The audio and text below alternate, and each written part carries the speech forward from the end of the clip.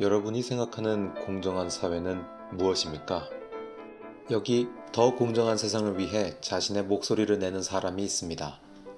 지난 가을 유난히 막히던 양화대교, 그 위에 위태로워 보이는 한 남자가 섰습니다. 그 사람은 왜 그곳까지 올라가게 되었을까요? 그날 그 남자가 본 양화대교 위의 세상을 보았습니다. 아무 일 없는 듯 보이는 세상이지만 그 속엔 다양한 사건, 사고들이 일어나고 있었습니다. 그리고 2017년 6월 27일 그의 세상은 변하기 시작했는데요. 어떤 변화가 있었던 것인지 그 속으로 들어가 보겠습니다. 법은 사회의 정의를 실현하고 만인 앞에 평등해야 합니다.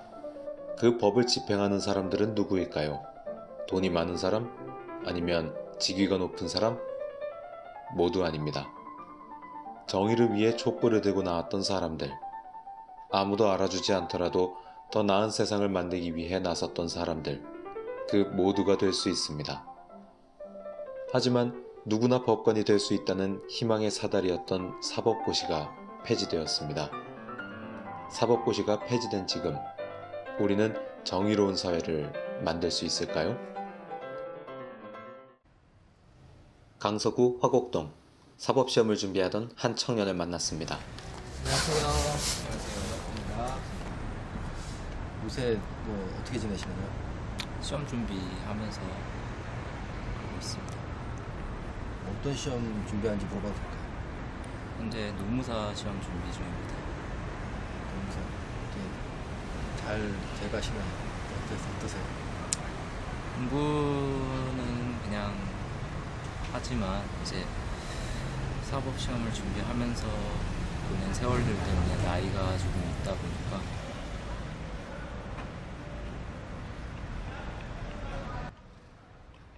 늦은 오후, 그는 식사를 하러 편의점으로 향했습니다. 그의 식사는 대부분 집 근처 편의점에서 이루어집니다. 그 중에서도 그는 값싼 삼각김밥을 고르는데요.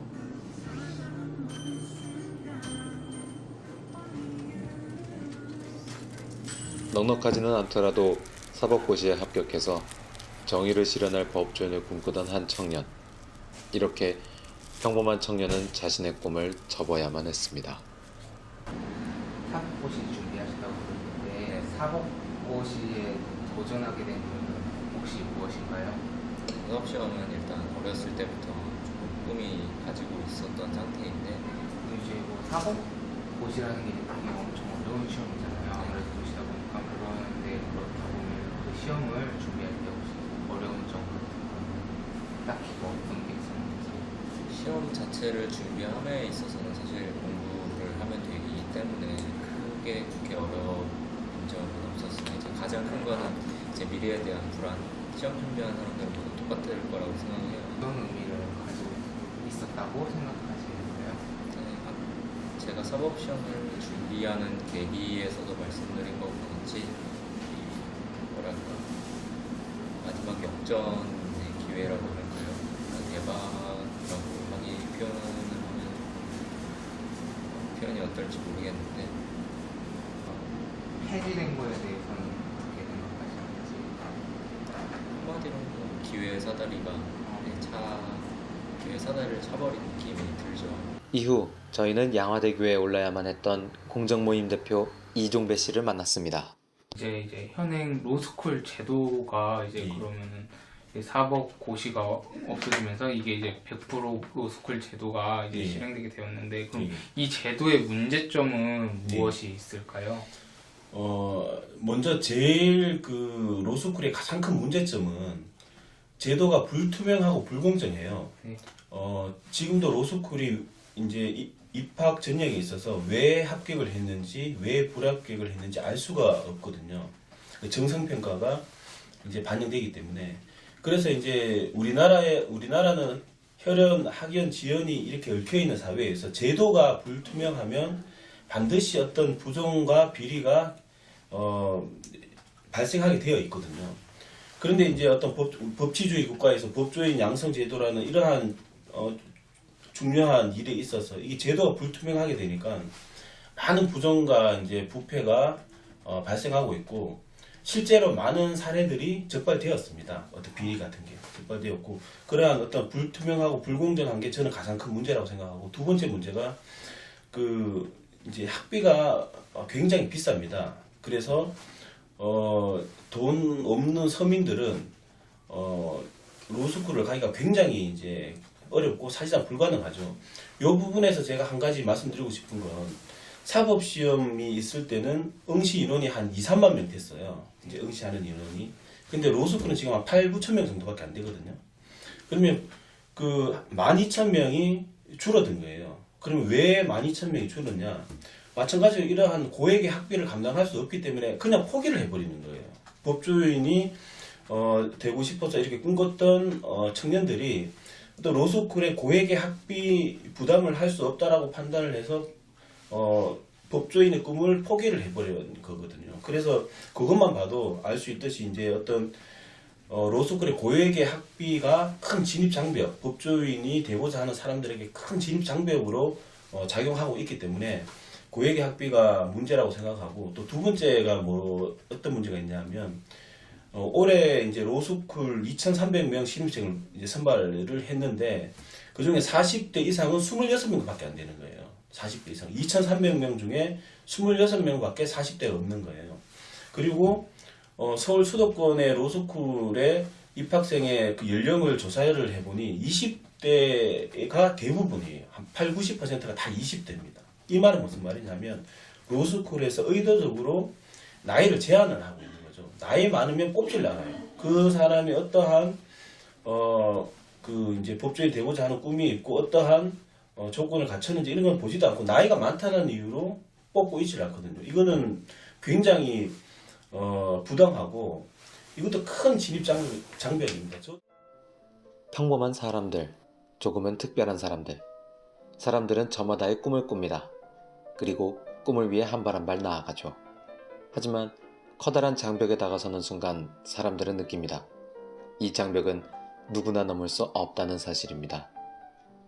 장벽은 해가 바뀌어갈수록 점점 높아지기만 합니다. 스펙, 학벌, 나이, 경제부담까지 말이죠. 높은 장벽은 그 안에 있는 꿈의 세상을 보지도 못하게 막아버리고 사람들을 주저앉게 만듭니다. 하지만 특별한 사람들은 다릅니다. 돈과 특권이라는 마법으로 그 장벽을 넘어갑니다. 점점 평범한 사람들이 장벽 안으로 들어갈 수 있는 방법이 사라지고 있는 것은 아닐까요? 혹시 장벽을 넘을 수 있는 사람은 처음부터 정해져 있던 것은 아닐까요? 다시 신림동을 찾았습니다. 사법시험이 폐지된 이후 차가운 느낌이 느껴지는 신림동입니다. 그곳에서 사법시험을 준비했었던 또 다른 청년을 만날 수 있었습니다. 사시가 폐지된 후 오랜만에 신림동을 찾았다는 그는 잠깐 서점에 들렀습니다. 예전에 보던 거랑 많이 바뀌었나요? 크게 바뀐 건 없는데요. 이제 아무래도 사법시험이 폐지가 되다 보니까 이제 변호사 시험용으로 많이 바뀐 것 같아요. 오늘은 그 어떤 책을 한번 보려고 오신 건가요? 그냥 이제 오랜만에 한번 와봤는데 판례집 같은 거 좀 보려고 왔습니다. 그는 한참 동안 말없이 책을 들여다보았습니다. 몇 년 정도 되신 20년. 사시가 없어지면서 청년들이 많이 줄었나 봐요. 많이 줄어서 많이. 어느 정도? 글쎄 한 50% 줄었는데 서점을 나온 그는 어디론가 향합니다. 한참을 걸어 도착한 곳은 한 야구 게임장입니다. 공부하시던 중에 그 야구장 많이 오셨었나요? 가끔 스트레스 풀려고 몇 번 와봤어요. 보통 누구랑 같이 오셨나요? 그냥 같이 공부한 친구들이랑 이렇게 잠깐 짧은 시간에 좀 스트레스 풀 수 있는 방법으로 왔습니다.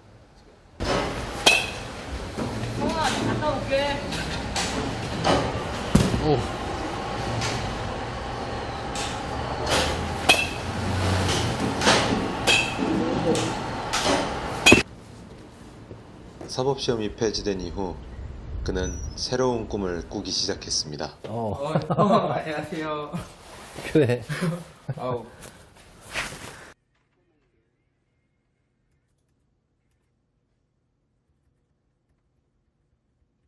형 파일 많이 있어요?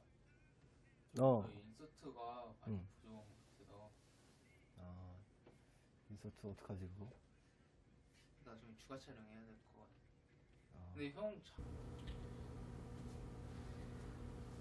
이제 아예 다른 분야로 들어서게 되셨는데 이제 사실 사시가 폐지됐잖아요. 약간 그거에 대한 아쉬움은 없는지. 아쉬움이 당연히 있죠. 당연히 뭔가 사실 사시가 끝난 다음에 폐지된 다음에 굉장히 뭔가 실 떨어진 연처럼 뭔가 뭘 해야 될지 모르는 시기가 있었거든요. 근데 그래서 이것저것 이제 해봤는데 아직도 사실 확실히는 모르겠어요. 어떤 길을 택해야 될지 아직도 미련이 남고, 그리고 부활한다면, 사시가 부활한다면 다시 한번 도전해보고 싶은 마음이 있고요. 근데 일단은 제가 하는 일에 좀 충실하려고 지금 생각하고 있습니다. 어떻게 이 일을 하면은 네. 조금 잘 하실 수 있을 것 같긴 하나요? 일단은 재미는 있어요. 하는 일에 제가 워낙 이제 해왔던 일하고는 많이 성격이 다르고 되게 재미있는 것 같습니다.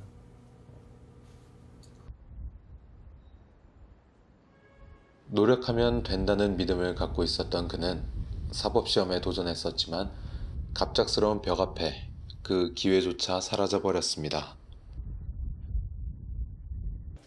예. 그래서 지금 굉장히 이제 우리 국민들이 어떤 불공정성에 대해서 분노를 하고 있다고 생각을 합니다. 그게 뭐냐 하면 저는 어떤 제도의 불공정함에서 온다고 생각합니다. 특히나 우리나라 큰 두 축의 제도가 어떤 대입 제도와 어떤 법조인 양성 제도지 않습니까? 이러한 우리나라 큰 축을 이루는 두 제도가 지금 불투명하고 불공정하게 지금 현대판 음선제로 변질이 되었거든요. 그렇기 때문에 지금 이 문제가 뭐냐 하면 이러한 현대판 음서제, 로스쿨, 어떤 학종 이런 것 때문에 자신이 노력해도 노력한 만큼 뭔가 얻을 수가 없는 지금 그런 사회로 바뀌고 있어가지고 거기에 대해서 우리 학생과 청년들이 좌절을 하고 있어요. 왜냐하면 자신이 아무리 노력해도 자신이 원하는 뭔가를 이룰 수 없다라는 그러한 사회로 가고 있기 때문에 굉장히 우리 학생들이 좌절을 하고 있고, 그리고 저는 교육이나 이러한 공정한 제도가 우리나라의 국가 경쟁력이라고 생각해요. 여기에서 어떤 우리나라가 이제 발전할 수 있는 힘이 나온다고 생각하는데, 근데 이렇게 학생들이 좌절을 하고 이런 불공정한 현대판 음서 제도 때문에 좌절을 하고 노력을 안 하게 되면 그러면 이제 우리나라의 미래가 암울한 것이죠. 그래서 우리 이제 사회의 어떤 공정성과 신뢰를 회복하려면 저는 딱 한 가지라고 생각합니다. 자신의 노력한 만큼 뭔가를 이룰 수 있는 그런 기회가 있다라는 걸 학생들에게 확실하게 이제 인식시켜 주는 게, 그게 저는 올바른 교육이 제일 중요하고 올바른 교육이라고 생각을 하고요. 우리는 노력이 정당한 대우를 받는 사회가 정의롭다고 말합니다. 그리고 아직 희망을 포기하지 않은 많은 청년들이 있습니다. 훗날 그 희망들은 정의로운 사회에서 빛날 수 있을까요? 어두운 곳에는 곰팡이가 잘 생기듯 투명하게 보여지지 않는 세상에서는 공정하지 못한 결과가 나올 가능성이 높습니다.